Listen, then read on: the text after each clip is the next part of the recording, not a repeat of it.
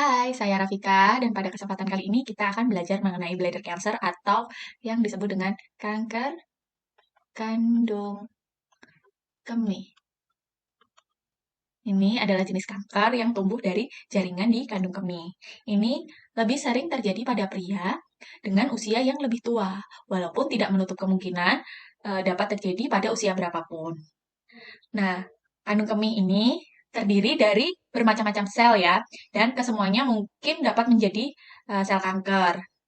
Nah, nanti tipe dan nama kankernya ditentukan oleh tipe sel di mana dimulai tumbuh kanker kandung kemih itu pertama kali. Yang pertama ada transitional cell carcinoma. Nah, berarti ini kan karsinoma pada sel transisional ya. Transitional cell itu letaknya ada di bagian dalam bladder yang dekat dengan lumen. Jadi lapisan sisi dalam bladder. Nah, jenis kanker ini adalah jenis kanker yang paling sering terjadi di antara jenis-jenis kanker kandung kemih yang lain. Nah, sel transisional ini juga ditemukan pada lapisan bagian dalam ureter, ginjal, dan uretra.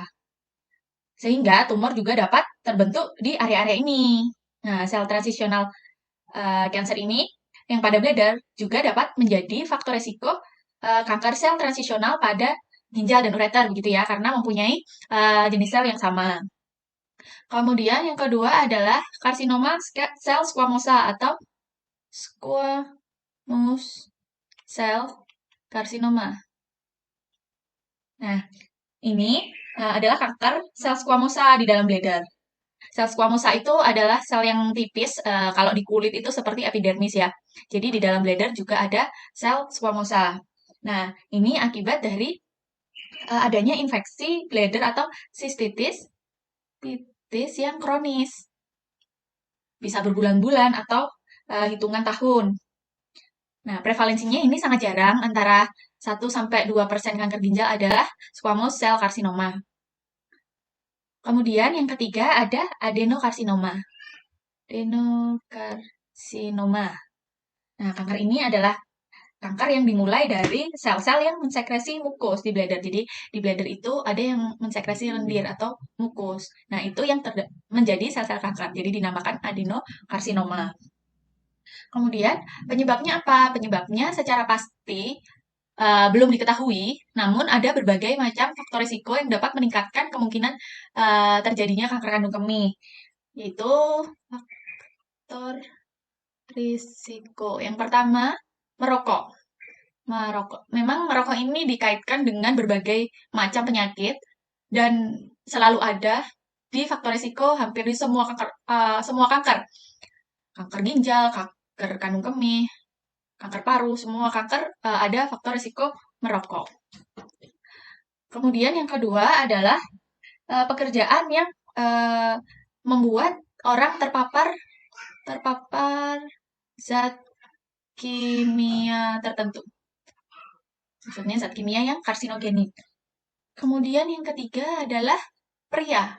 Ya, berdasarkan penelitian, pria memang lebih tinggi prevalensinya mengalami kanker kandung kemih. Kemudian yang keempat, berusia tua atau dewasa tua ya. Kemudian ada riwayat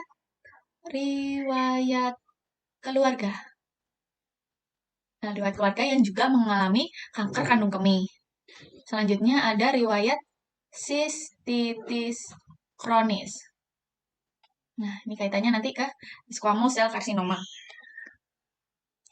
Lalu, gejala apa saja yang muncul? Oke. Nah, gejala yang muncul. Yang pertama ada nyeri di pelvis. Kemudian ada nyeri saat berkemih atau dysuria. Kemudian ada hematuria atau ditemukannya red blood cell dalam urin. Selanjutnya ada nyeri pada punggung bawah. Lalu ada sering kencing. Sering kencing karena ruang dari bladder atau lumen bladder itu terisi oleh sel tumor tadi. Jadi ruangnya menjadi sempit dan bladder gampang terasa penuh dan mengakibatkan rasa ingin berkemih. Kemudian yang keenam, adanya rasa urgent ingin berkemih. Ingin berkemih. Ya, kaitannya dengan tadi adanya massa pada bladder yang membuat ruang bladder atau lumen bladder itu menjadi lebih sempit dan mudah penuh. Lalu bagaimana kanker bladder ini didiagnosis? Jadi yang pertama di order biasanya adalah diagnosis. Yang pertama kali di order biasanya adalah urinalisis. Ini untuk melihat apakah ada infeksi atau tidak. Kemudian yang kedua dengan sistoskopi.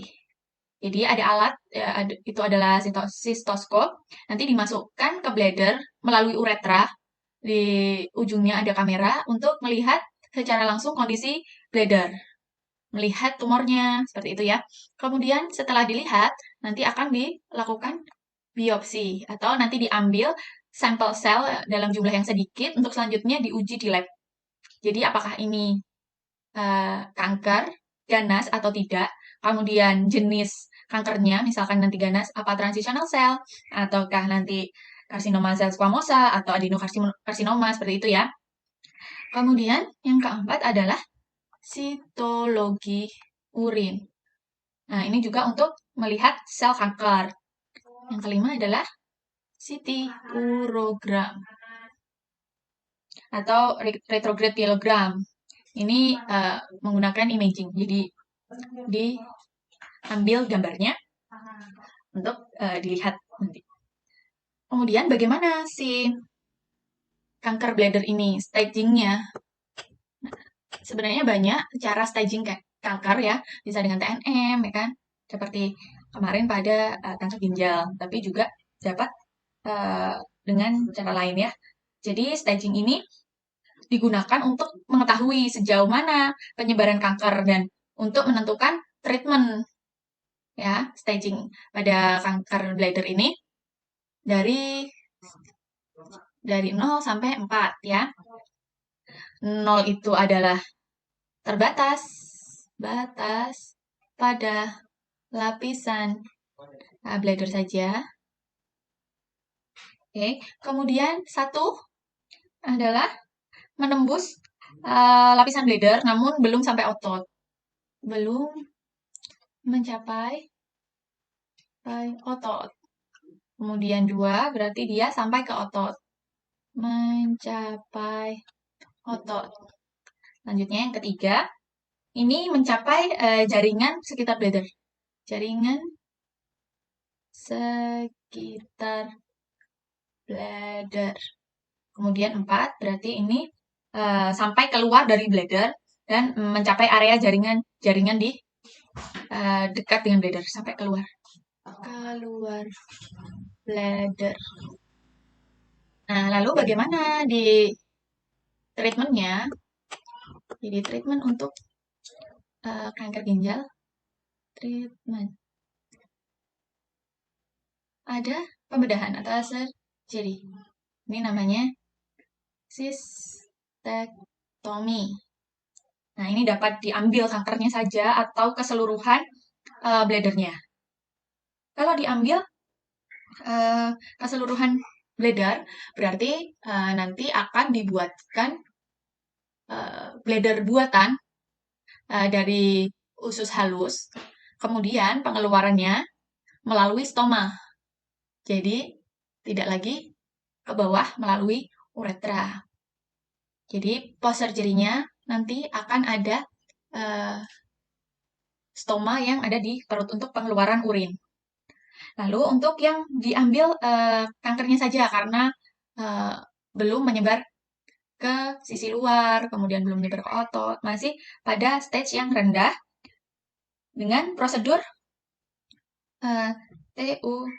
TURBT, transurethral resection of bladder tumor. Ya. Kemudian yang kedua dengan radiasi. Radiasi. Ini digunakan untuk membunuh sel kankernya dengan gelombang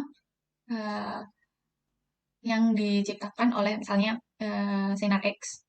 Seperti itu. Kemudian yang ketiga ada imunoterapi. Nah, imunoterapi ini bertujuan untuk meningkatkan imun sehingga dapat melawan sel-sel kanker. Selanjutnya, yang keempat dengan kemoterapi. Kemoterapi ini dapat melalui intravena maupun oral ya. Lalu, bagaimana peran perawat? Bagaimana peran perawat, terus intervensi apa yang akan dilakukan? Jadi, intervensi. Berarti meliputi preoperasi dan postoperasi. Jadi yang pertama, di kanker pasti ada nyeri ya. Tadi di tanda gejala berarti ada manajemen nyeri. Nyeri. Nah, kemudian yang kedua ada cemas, depresi. Berarti diagnosanya berduka ya. Berduka, manajemen berduka. Jadi nanti harus diperhatikan fase berduka pasien. Dikaji bagaimana pasien memandang penyakit, memandang kematian. Ya, berduka ini bisa dikaitkan dengan biasanya kalau preoperasi atau baru terdiagnosa kanker bladder, berdukanya terkait dengan kemungkinan meninggal dunia. Nah, berbeda lagi nanti jika post operasi berduka bisa karena kehilangan bladdernya, ya, merasa sulit menghadapi hari-harinya ya dengan organ yang sudah diambil tadi. Jadi diperhatikan komunikasinya, di mana fase berdukanya akan berbeda cara berkomunikasi. Kemudian yang ketiga, karena dia juga dapat kemoterapi, dia akan merasakan efek-efek dari kemoterapi, misalnya mual dan muntah. Berarti akan ada manajemen mual muntah.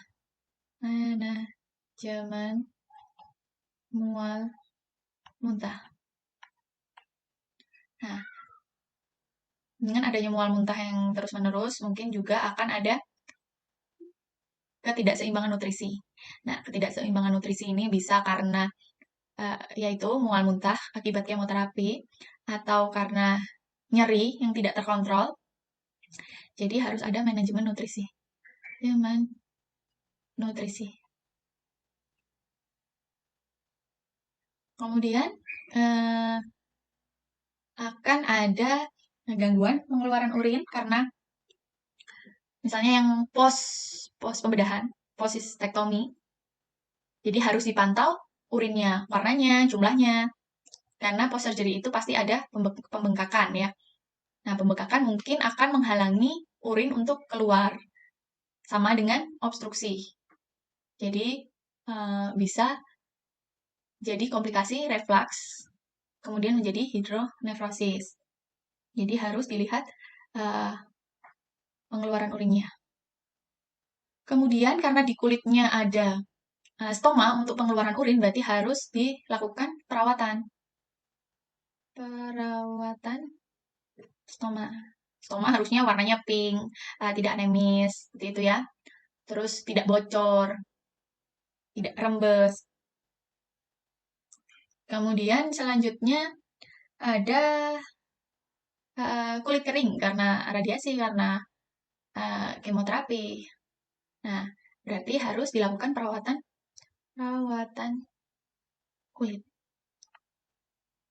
Perawatan kulit bisa dengan minyak-minyakan, minyak kelapa, minyak zaitun, seperti itu. Kemudian di edukasi mengenai perawatan di rumah, merawat stoma sendiri, seperti itu ya.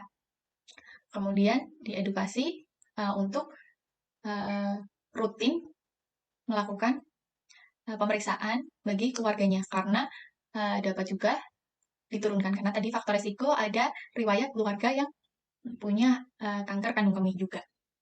Baik, mungkin itu saja mengenai kanker kandung kemih. Jika ada pertanyaan, silakan disampaikan di kolom komentar. Terima kasih.